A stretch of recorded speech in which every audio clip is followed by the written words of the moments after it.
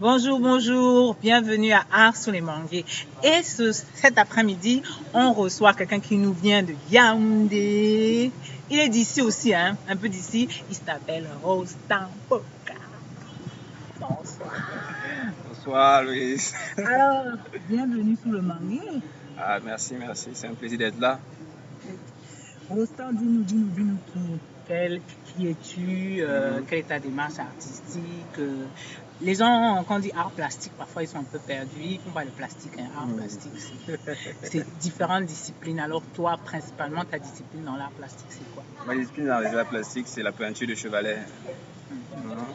Bon, Rostan Pokam est artiste peintre ou artiste plasticien. Les Anglais parlent plutôt d'art visuel.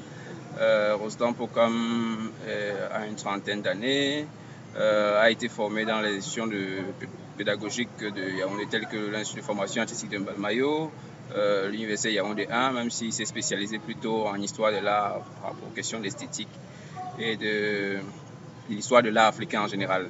Mais Rostan Pokam est connu sur la scène en tant que producteur d'œuvres d'art, en tant qu'artiste qui expose dans les galeries, qui s'expose un peu partout. La démarche artistique de Rostan Pokam s'inspire de son environnement immédiat. Et donc, vivant à Douala, citadin entre guillemets, Rostan Pokam traite de l'urbain et des crises liées à l'urbanité. Rostan Pokam a une écriture chromatique qui est plutôt fauviste. Rostan Pokam a une écriture morphologique qui serait plutôt impressionniste. Mais en réalité, Rostan Pokam, à travers comme outil la photographie, croque des visuels de la réalité de la vie quotidienne en rajoutant des éléments pour critiquer ou pour ironiser, permettez-moi le mot, c'est un fléau urbain, je vais appeler ça comme ça, un peu. Parlant de Rostan Pokam et sa démarche. Bon, Rostan Pokam est de père peintre aussi, hein. Peut-être c'est bon à savoir. Oui, entre guillemets, c'est le fils de Kwantawa. Voilà. Donc, il fallait quand même le dire. Et son t-shirt, c'est lui, hein. C'est de lui. Oui. Entre guillemets, il est un peu modeste, hein. Il fait des t-shirts, des superbes t-shirts. Soit dit en passant. Voilà. Maintenant aussi, ce que j'aimerais savoir, c'est sortir de l'école, parce que tu as fait histoire de l'art. Oui. Qu'est-ce qui te motive, en fait, à ne pas à prendre le pan, par exemple, de professeur? C'est-à-dire, te dire que bon, moi, je vais enseigner, je vais enseigner l'histoire de l'art. Qu'est-ce qui te motive, qu'est-ce qui t'attire à devenir plasticien principalement? Personnellement, je crois que je me suis bien épanoui dans la filière de l'histoire de l'art parce qu'il y a un plaisir à distiller la connaissance, à enseigner tout simplement. Il y a un jeu intellectuel là qui est agréable. Mais maintenant, du point de vue de la rentabilité, quand on a les ambitions à 6 chiffres ou à 7 chiffres, c'est pas un corps de métier au Cameroun où on peut espérer ce genre de choses. Et en dehors de ça, en dehors des ambitions purement économiques, il y a le fait tout simplement qu'on suit aussi sa passion. Même si c'était agréable dans le cadre des études universitaires de faire l'histoire de l'art et de débattre là-dessus, d'animer des conférences avec d'autres intellectuels là-dessus, de travailler dans le cadre des groupes de recherche avec d'autres spécialistes, des corps proches comme l'archéologie et l'histoire tout simplement. Maintenant, en tant qu'adulte, mais plus étudiant, mon choix se positionne sur les arts plastiques qui, à mon sens, peuvent mieux m'amener vers les ambitions que j'ai et me passionnent. C'est-à-dire, je n'ai pas l'impression de travailler quand je peins. C'est peut-être pour ça qu'en dehors de ce côté professionnel, en dehors d'être artiste, il y a aussi ce petit côté entrepreneurial. Quand je m'installe à Douala, c'est pour ouvrir une galerie. Donc, il y a ce côté business aussi qui est porté vraiment vers le registre économique. Voilà. Parce que tu n'as pas peur de parler d'argent, quoi. Parce que d'habitude, les artistes nous ont dit oui, mais l'argent, c'est pas le plus important. Du tout. On fait pas. On a assisté il y a quelques années à un workshop qui s'appelait l'art pour l'art, tu te rappelles? L'art pour quoi faire, qui nous avait amené à des discussions énormes. Et on est arrivé à la conclusion que l'art, on ne fait pas l'art pour l'art, il faut faire l'art pour faire quelque chose, pour y gagner quelque chose. Ta position par rapport à ça, c'est quoi? Ma position, c'est que il faut pas que les cadets se leurrent. Je veux dire que même votre crédibilité liée à votre visuel. C'est un corps de métier où à un moment donné, on rentre dans le registre du commerce et du marketing. Et on ne vend pas des diamants dans une poubelle. Vous aurez du mal à vendre un tableau à 1 million dans un cadre où on a l'impression que vous avez faim. Je veux dire, il faut à un moment donné s'associer à des principes basiques de commerce et oublier qu'il s'agit de l'art. On vend des objets de luxe, il faut s'entourer de luxe, il faut que le client soit à son aise et qu'il n'ait pas l'impression d'être arnaqué. Voilà. Donc les autres artistes que moi je connais à l'international, je veux dire, la réussite dans ce métier rime avec prestige et richesse. Maintenant, je ne sais pas si c'est l'esprit croyant, je ne sais pas qui justifierait que la pauvreté soit un privilège. Non, pas du tout. Pas du tout. Et à mon sens, si on est quelqu'un de généreux au sens où on veut subvenir à ses besoins, aux besoins de sa famille, aux besoins de sa communauté et même aux besoins apprendre par exemple qu'il y a un désastre, je ne sais pas, à Sao Paulo et vouloir intervenir, à un moment donné, il faut de l'argent. Si j'ai l'ambition aujourd'hui, comme c'est le cas, d'ouvrir un jour une académie, une école d'art particulière avec des programmes particuliers en mon nom, c'est vrai, on peut avoir des subventions, mais on peut le faire avec ses sous aussi. Il y a plein de choses qu'on peut se permettre si on a les moyens de sa politique. Je ne vois pas où est le problème. Plus on a de l'argent, plus on peut se permettre d'être généreux et de changer, de toucher à la vie des gens. Et il y en a beaucoup, et vraiment énormément, qui ont des réels problèmes. Mais c'est véritablement pas avec des discours que certaines populations ont accès à l'eau. Ah, ça c'est sûr. Et voilà. Si on revenait à ce que tu nous as dit tout à l'heure, tu nous as dit tu es là, voilà, parce que tu vas ouvrir une galerie. Si tu nous parlais un peu de ce projet, c'est quoi exactement? Oui, en venant à Douala il y a 6 ans, j'ai d'abord ouvert une galerie, une sorte de société d'art visuel qui était basée à Deido, à côté du restaurant Loïc Food, Carrefour Deido Plage. Et pendant plusieurs années, j'étais impliqué dans des chantiers de décoration, parfois dans d'autres villes. Donc à un moment donné, c'était toujours fermé. Il fallait gérer le loyer. Bon, ça ne me dérangeait pas trop, mais je veux dire, à un moment donné, mes ambitions, les œuvres n'étaient pas à leur place. Le cadre était restreint, tout était serré. Le client ne pouvait pas s'asseoir sur un sofa, prendre une console à l'aise. Donc, j'ai décidé de fermer. Ça fait moins d'1 an. J'ai décidé de fermer et aujourd'hui, j'ai pris une résidence où j'ai l'ambition, une très grande résidence, où j'ai l'ambition de faire des expositions privées. J'ai moi-même refait totalement la peinture pour que les murs et les contrastes soient magnifiques pour les toiles. Mais sauf que la particularité de cet espace, c'est que les œuvres ne sont pas exposées et le reste du sol est vide. C'est-à-dire que les œuvres sont mises en scène un peu comme dans des catalogues de design où vous pouvez voir un tableau au-dessus d'un meuble de télé, vous pouvez voir un tableau au-dessus d'un sofa, un tableau au-dessus d'une salle à manger, au-dessus d'un chevet de lit et en dehors du vaste parking que j'exploite aussi, que je pourrais exploiter pour les accrochages. L'espace est à PK12 marché, pratiquement à quelques côtés de la grande route. Et quel est le nom que tu vas donner à cet espace? Sincèrement, j'ai réfléchi, je ne sais pas si je vais rester sur le nom de ma précédente entreprise, Mock Studio. Mock qui veut dire dans ma langue à la fois feu, soleil, lumière. Pour se souvenir de Rembrandt qui pensait que la peinture c'est la lumière. Enfin, sa métaphore, façon de dire simplement que sans la lumière on ne perçoit pas les couleurs.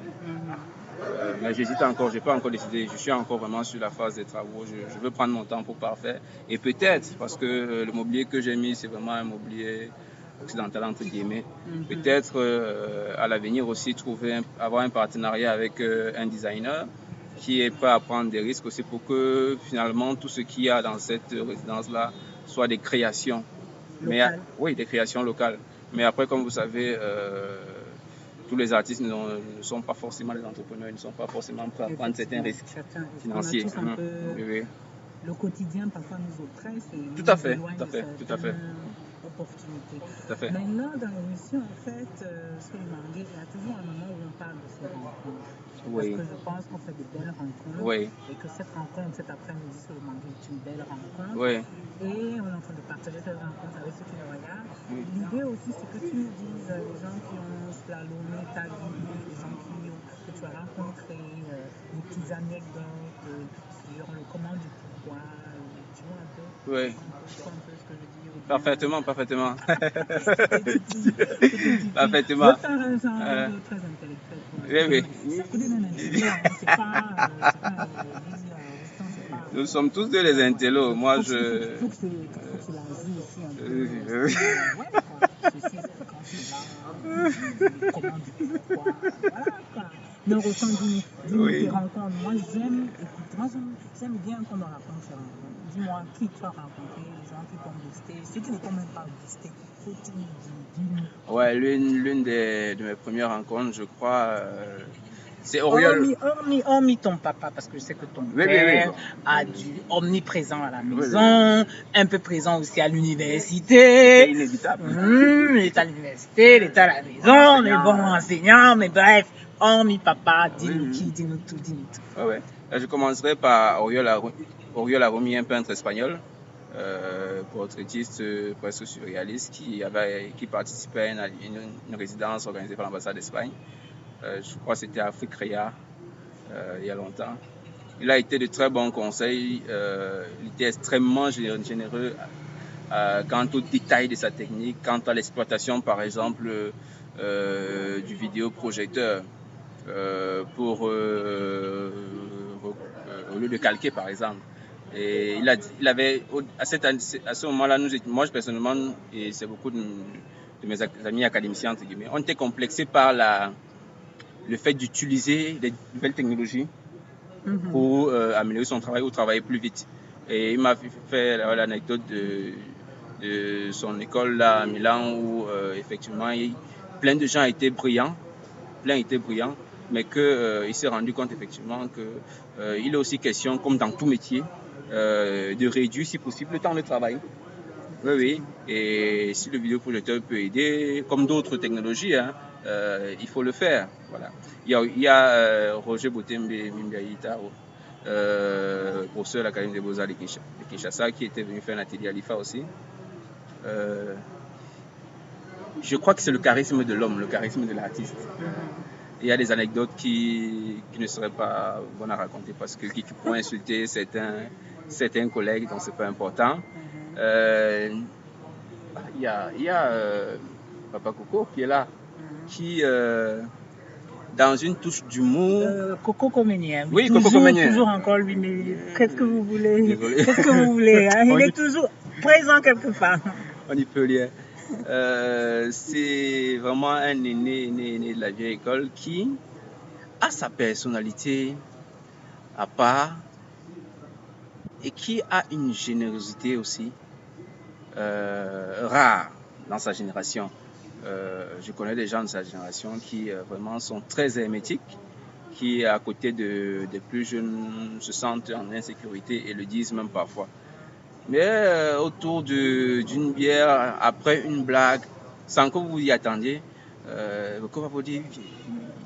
il va vous dire un truc et vous comprenez qu'en fait, c'est quelqu'un qui s'intéresse aux gens. Même s'il a toujours l'air dans son recul. C'est là où vous vous rendez compte qu'en fait, il vous observe, il regarde votre travail, il regarde vos publications sur Facebook, il vous parle des détails que vous ne pensiez pas dont il sera au courant. Donc, il m'a aussi marqué par cette générosité. Il y a Ajab, c'est un ami, c'est ma génération. Ajab Bernard. Voilà, qui est quelqu'un de très généreux, de très simple. Très simple. Du tout, mais alors pas du tout secret, qui partage très vite son expérience et qui est surtout pas du tout hypocrite. Direct, c'est-à-dire que il y a ces qualités humaines qui font que après, si vous aimez encore le travail, vous trouvez que c'est une personne magnifique. Parce que malheureusement aussi, beaucoup dans les métiers artistiques croient qu'il s'agit seulement d'être brillant. Mais malheureusement, c'est parfois vos qualités humaines c'est d'ailleurs pour ça que c'est pas forcément les plus grands techniciens qui sont les meilleurs. Il s'agit aussi d'humanité et de sociabilité. Qui d'autres, c'est vrai qu'ils sont nombreux. Il y a les Yamgen. Oui, et derrière nous, il y a les oiseaux d'Hervé Yamgen qui sont sous la rue derrière. Oui. Donc, bonsoir Hervé. De bons conseils, mais vraiment même au-delà de la pratique artistique, hein, vraiment de bons conseils quant à la vie en général. Et vraiment gratuitement. Oui, vraiment gratuitement. C'est un grand frère sans que ce soit vraiment réciproque. Il peut vous appeler pour prendre des nouvelles. Je dis vraiment sans que ce soit réciproque. Vous êtes même surpris. Ouais. Donc, je crois qu'il y a dans ce corps de métier quand même. Il y a du bon. Ouais, il y a beaucoup de beauté humaine. Merci beaucoup, Rosta, merci beaucoup. Et puis voilà, vous pouvez aller visiter sa page et bientôt on vous donnera encore plus d'informations sur son actualité. On vous dit merci beaucoup. Merci. Allez, on fait merci. Allez, ciao. Allez, bye. À la prochaine. Likez, n'oubliez pas de liker. Ah oui.